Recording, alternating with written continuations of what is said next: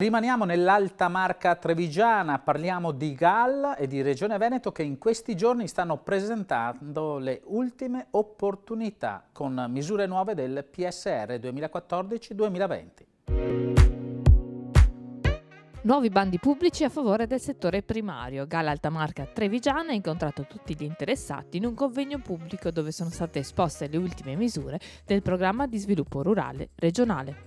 Aiuti per quasi 92 milioni di euro destinati a sostenere gli investimenti delle aziende agricole, ma anche l'insediamento di nuovi agricoltori e ai progetti destinati alla diversificazione delle attività da parte delle aziende agricole. Nel territorio, dopo il riconoscimento UNESCO, si è creato anche una grande aspettativa e una grande speranza e quindi è opportuno proprio con questa iniziativa mettere a conoscenza tutto il territorio di quali sono le disponibilità finanziarie e così con la conoscenza ognuno poi può progettare e pensare.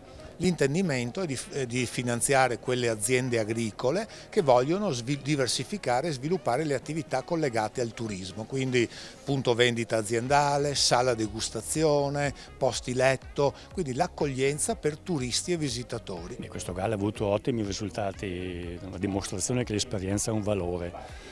Questa sera viene divulgata un'opportunità che si collega pienamente con il riconoscimento dell'UNESCO del nostro territorio, la possibilità per le aziende agricole di ampliare i loro servizi attraverso il potenziamento delle ricettività sostenuto dai finanziamenti regionali. Finanziamenti di quali è possibile godere anche grazie alla vicinanza e all'impegno di istituti bancari radicati nel territorio.